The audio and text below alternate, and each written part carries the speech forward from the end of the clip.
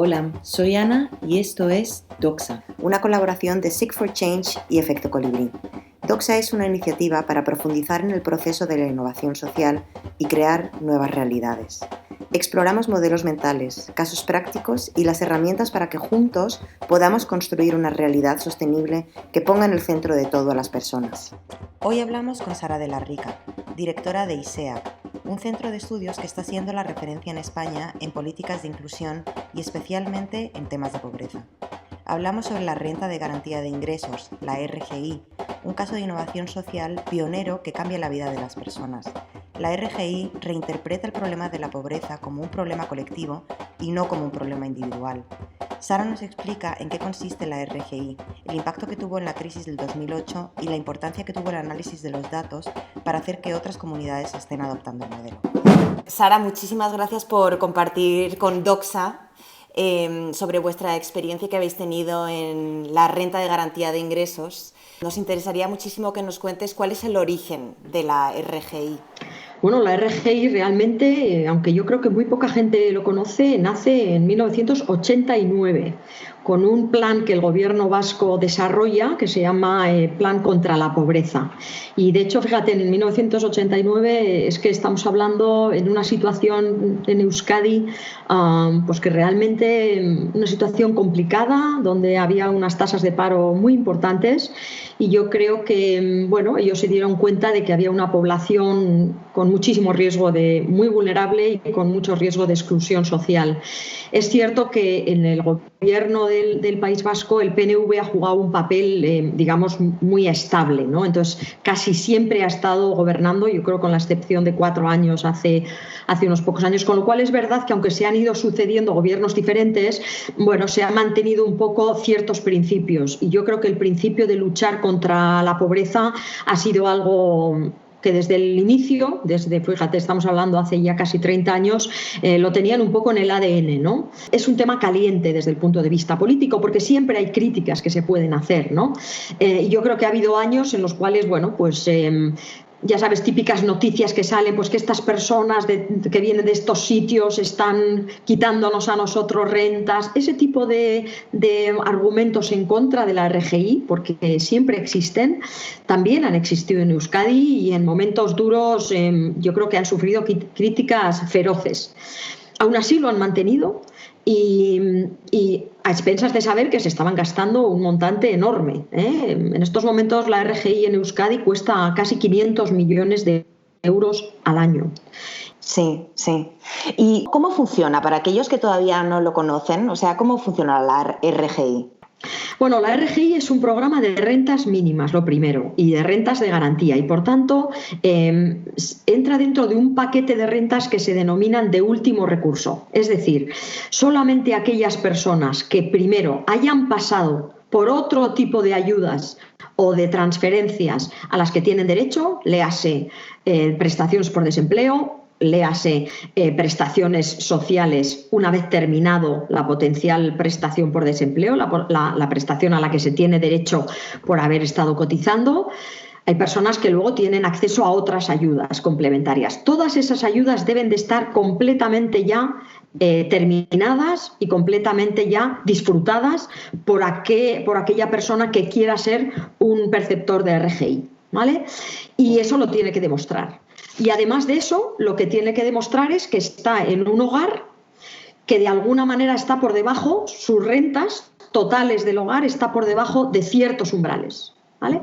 Entonces estos umbrales los tiene definidos el gobierno vasco. Para un umbral de una persona pues son, imagínate, 640 euros. Si tú todas las rentas que tiene tu hogar, que es de un individuo, están por debajo de 640 euros y además pues llevas empadronado un cierto tiempo, creo que son 2 años en Euskadi, bueno, pues entonces tienes derecho a percibir la renta. Si tu hogar en vez de un individuo es de 2, pues el umbral del cual tu renta tiene que superar para estar fuera de ese umbral de la pobreza, pues en vez de 640, supongo que sean pues 740 euros. Muy bien, pues si tu hogar de 2 individuos está por debajo, y cumplís los requisitos básicamente son requisitos de empadronamiento, pues entonces tienes derecho y entonces solicitas la RGI, ¿vale? Y así todo depende de tu hogar. Entonces esas rentas se dan al hogar, independientemente de quién las solicite. Entonces, claro, ahí es cierto que el hogar entero entra dentro de quien maneja las rentas mínimas, en estos casos el Servicio Público de Empleo. Por tanto, todo aquel que es titular de una RGI, todo su hogar está dentro del Servicio Público de Empleo, porque en un momento determinado cualquier persona del hogar podría entrar en un empleo y por tanto ese hogar estaría por encima de las rentas mínimas exigibles y por tanto esa ayuda desaparecería en ese hogar. Hay un elemento muy importante en este programa de rentas mínimas. O sea, si tú estás por debajo, la idea es que se te ayuda para que salgas de la pobreza.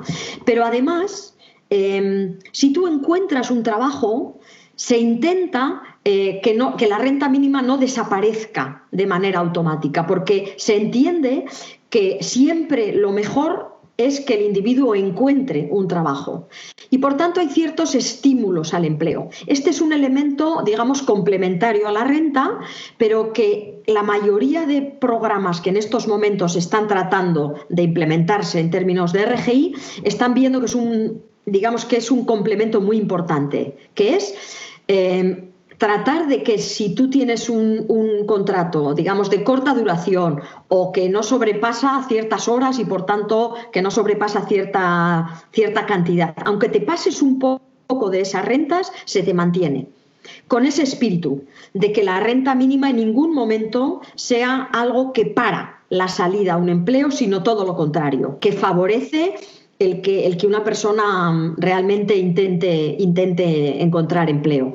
Y acompañando a esto, lo que hay es medidas activadoras. O sea, todas las personas que están recibiendo la renta mínima del hogar están dentro de servicios para intentar activarles y que encuentren un empleo. Es cierto que no es fácil salir a un empleo y, como yo le llamo, emanciparse.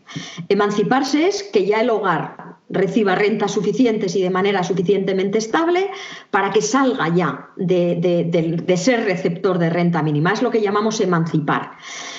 Esto es complicado. Es complicado porque yo creo que el hogar que ha entrado ya en una recepción de renta mínima entiende que tiene ahí algo a lo que quiere agarrarse, porque son hogares muy vulnerables, son hogares con muchísimos problemas, ya no solo laborales, en muchos casos son problemas de exclusión social, laboral, algunos casos son monoparentales, o sea, son hogares realmente vulnerables. Una vez que son perceptores de renta mínima encuentran ahí cierta seguridad.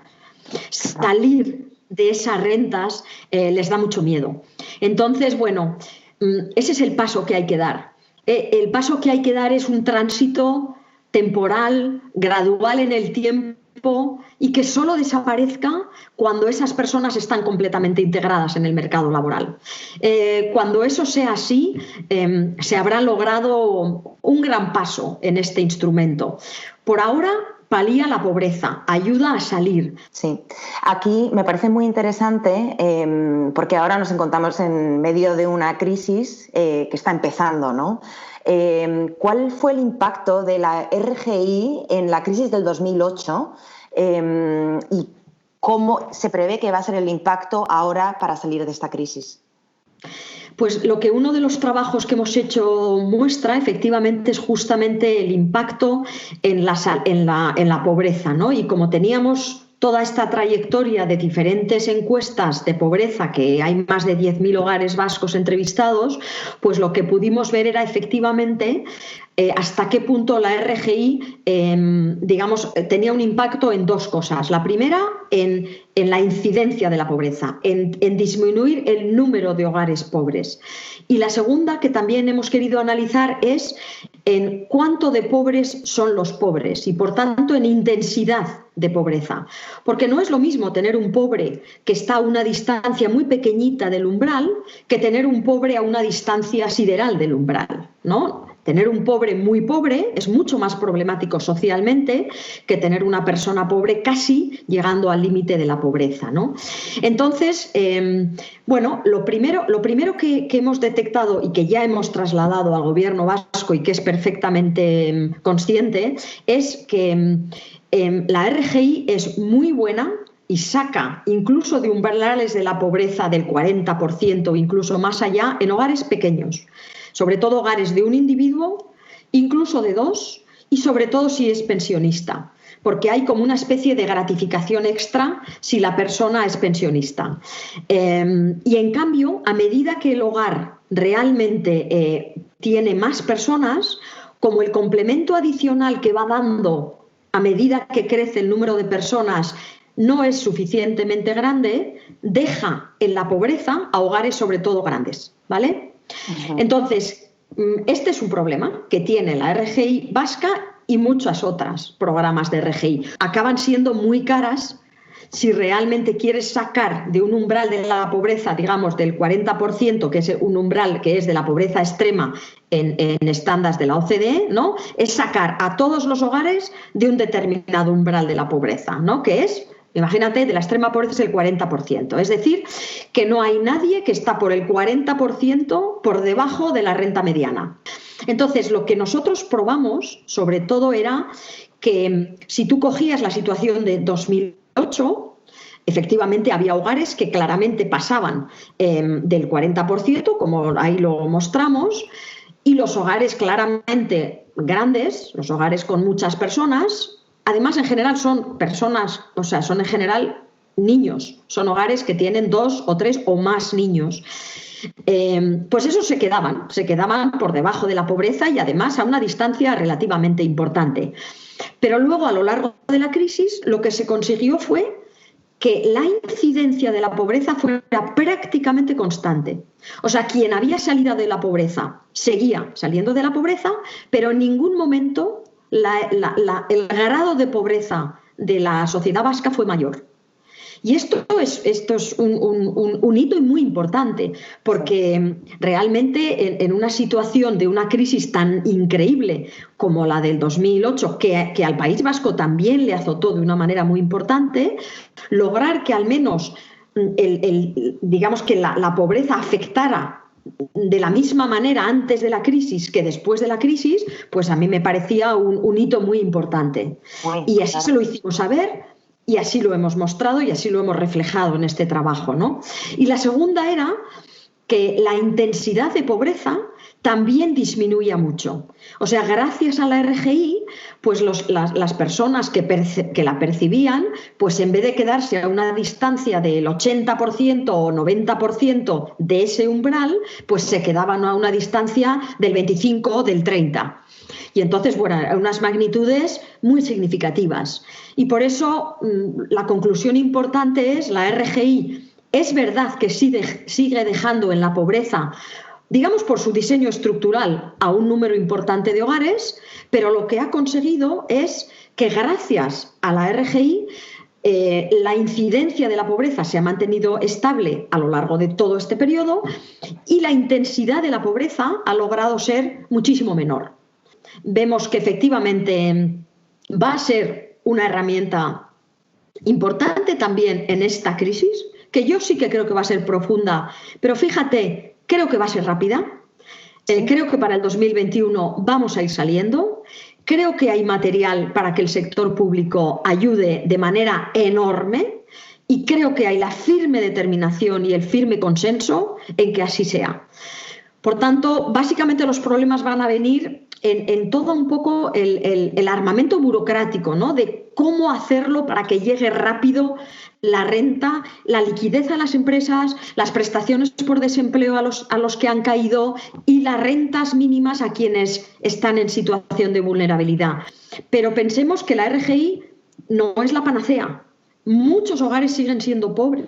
Por tanto, tienen que venir con medidas, en mi opinión, acompañadas, dirigidas a empresas y dirigidas a los trabajadores de esas empresas. Para que las empresas puedan ponerse a trabajar y ponerse a ofrecer sus bienes y servicios lo antes posible. Y estas son medidas ya muy complementarias a un tema de rentas mínimas. O sea, en una situación como la en la que estamos, contemplo estas rentas como algo muy complementario. A mí me parece muy interesante todo el tema de la captura y análisis de datos, ¿no? Porque al final eso es lo que te da la contundencia como para luego poder colaborar con otras secciones y crear otras políticas públicas como las que estabas mencionando, ¿no? ¿Qué nos puedes decir de la importancia de la captura de datos, cómo funcionó, cómo se ha ayudado a avanzar con la RGI y cómo se puede usar esto como ejemplo y referencia para luego crear otras iniciativas del estilo? Bueno, es tan importante como que nosotros, si no hay datos, no podemos trabajar y no trabajamos. O sea, nuestra única labor, nosotros empezamos, nuestro principal ingrediente, nuestra materia prima, son los datos. Nosotros sin datos, ISEAC, ni mi equipo, no tenemos nada que aportar, nada, un valor añadido que llamamos cero, porque nos basamos en la evidencia. Entonces, en este caso, efectivamente, existía esta encuesta a más de 10.000 hogares y esta encuesta, con tal de que tú le escribas al Departamento de Empleo y le digas quiero hacer este análisis, ellos te mandan todos los microdatos con todas las explicaciones.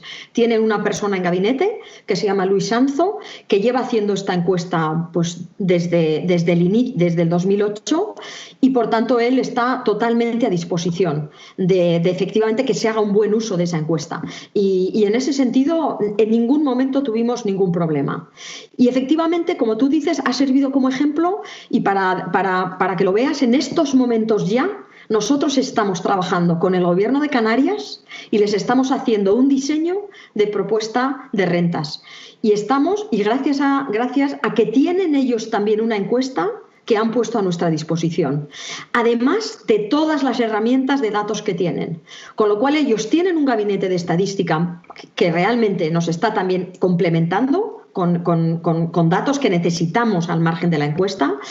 Y luego nosotros, la idea nuestra es trabajar con todos aquellos que tengan información tangible e intangible y podamos entre todos ir dando pasos para solucionar y para realmente dar respuestas lo mejor posible a un papel de renta mínima, a cómo podría mejorarse, a cómo podría reforzarse.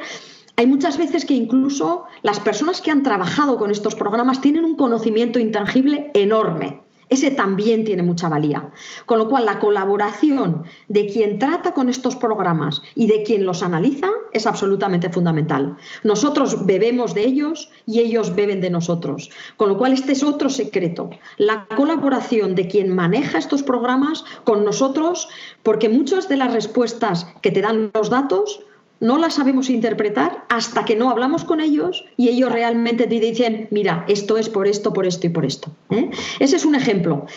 Canarias está firmemente comprometido a implementar un programa de rentas mínimas. Saben lo exigente que es, saben los pocos réditos que les va a dar respecto a la política, porque es verdad que van a hacer mucho esfuerzo y no se van a ver muchos resultados, porque como ellos dicen, vamos a hacer un esfuerzo enorme y sin embargo vamos a seguir dejando a muchos hogares todavía pobres, porque el esfuerzo presupuestario es ingente, con lo cual solo pueden ir de una manera gradual, pero tienen una apuesta de legislatura y por tanto, bueno, pues estamos con ellos intentando ver con nuestros datos, con su información, con sus gabinetes, estamos avanzando. Y exactamente hemos emprendido el mismo camino con una renta en Navarra. Navarra puso una renta también mínima muy parecida a la del gobierno vasco y tienen unos datos espectaculares porque han registrado, yo diría que casi todo. Y estamos en profunda colaboración también con ellos. Vamos a ir viendo cómo necesitan un análisis de evaluación, digamos, externa que han puesto a nuestra disposición y estamos encantados de colaborar con ellos porque, en efecto, tienen un conocimiento absolutamente exhaustivo del funcionamiento. Entonces, esta es la manera. La manera de proceder es... Nuestro ingrediente son los datos, pero al margen de los datos que los sabemos analizar bien, los sabemos utilizar bien, ese es nuestro, digamos, lo que hemos aprendido. Pero eso debe de ir acompañado siempre con el conocimiento de quienes realmente llevan estos programas, porque tienen un intangible absolutamente fundamental si no quieres errar. Muchas veces tenemos los investigadores, digamos, tendencia a, bueno, estos son mis datos, estos son mis análisis, estas son mis conclusiones. Nos equivocamos. si no colaboramos con ellos y si las conclusiones y recomendaciones no vienen conjuntamente de las personas que con muy buen criterio han hecho en general muy buen trabajo durante mucho tiempo, pero les ha faltado información. La información clave que estáis recibiendo es la de los participantes, ¿no? Los que están siendo directamente afectados, los hogares. Todo depende de cuál sea tu pregunta. O sea, la pregunta que tú quieres responder, si efectivamente es paliar la pobreza, pues entonces tú tienes que intentar entender cómo sería un hogar sin esa percepción respecto a cómo es con esa percepción. Pero si tu respuesta, por ejemplo, es si ves efectos colaterales en términos de búsqueda de empleo, que también les interesa a muchos, pues entonces tienes que intentar comparar hogares perceptores con hogares que no perciben, pero que tienen características similares, ¿no? Otra pregunta que, por ejemplo, nos están haciendo en concreto los de Navarra, ellos han implementado un programa de estímulos al empleo, esto que te he comentado de intentar que cuando reciben un contrato no desaparezca gradualmente, no desaparezca totalmente la ayuda, ¿no? Y está siendo algo experimental y entonces están muy interesados en saber si esto funciona o no. Bueno, pues para esto hay que intentar compararles con personas que están recibiendo también un trabajo con un salario similar, pero no reciben la RGI. Entonces hay que ver qué tipo de contratos tienen esas personas muy similares, pero que no reciben el estímulo al empleo. O sea, cada pregunta lleva consigo un requerimiento de datos. A veces se puede hacer, a veces no se puede hacer. En concreto, pues lo bueno que tiene Navarra es que tiene registrado, yo diría que todo, de todos los hogares. Y además, si no lo tienen ellos, acuden a Hacienda y Hacienda colabora. Porque son capaces de realmente merger muchísimo a los individuos, aunque luego a nosotros los datos nos los dan completamente anonimizados. Buenísimo. Cuanto mejor está diseñado administrativamente una comunidad y pueden, por tanto, ir captando de individuos diferentes información que proviene de diferentes vías, muchas mejores respuestas se pueden dar a cualquier pregunta. O sea, yo diría que en este sentido el Gobierno de Navarra, para este particular, está casi a niveles de los países nórdicos. A nosotros nos ha dejado absolutamente sorprendidos para bien. Qué bien.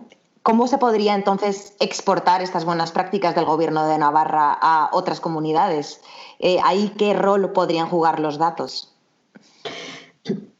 Bueno, yo lo que creo es que yo creo que sería estupendo que sus buenas prácticas las exportaran. En este sentido, aquí creo que hay un paso importantísimo que tiene que dar la Administración, que en este caso el Gobierno de Navarra ha dado, y es el siguiente. Hasta ahora, todas las administraciones tienen muchísima información a nivel de registro, muchísima.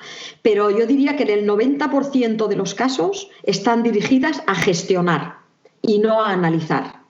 Entonces, todos sus programas, todas sus plataformas de registro de información adolecen de la suficiente agilidad para exportar esos datos y para registrarlos adecuadamente de manera que luego se puedan analizar. Para ponerte un ejemplo, en muchos casos, cuando están administrativamente registrando a un individuo, muchas veces machacan información del mismo individuo anterior cuando hay una nueva información.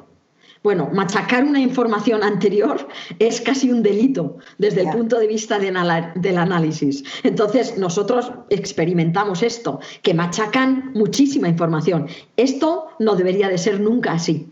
Entonces, quizá para ellos, para gestionar, no le necesitan porque un individuo ha desaparecido de un programa y, por tanto, machacan la información y les desaparece, pero para el análisis es fundamental la trazabilidad de todos, sigan o no los programas, porque siempre, seguro, que para alguna cosa van a ser importantes, ¿no? Entonces, hay que dar el paso desde el registro administrativo que sirve para gestionar a un registro administrativo que sirve para gestionar y para analizar. Y esto clarísimamente lleva a cambiar los registros administrativos. Entonces, yo creo que aquí el gran reto de la administración, tanto local como autonómica como central, yo diría que a medida que es más grande, digamos que el reto es mayor, pero es pasar de registros administrativos que son riquísimos, increíblemente ricos, y que con los analistas seamos capaces de decirles qué tipo de información deben siempre de guardar y cómo recogerla.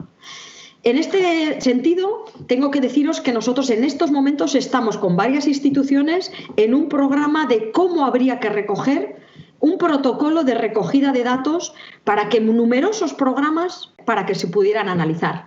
Nos parece una tarea tan brutal, tan importante, que daría un paso tan fundamental, que 4 instituciones, de manera absolutamente altruista por ahora, nos hemos ya encomendado y estamos ya haciendo una especie de protocolo conjunto de cómo se deberían de recoger datos en diferentes programas en los cuales hemos tenido de manera más cercana o más lejana contacto.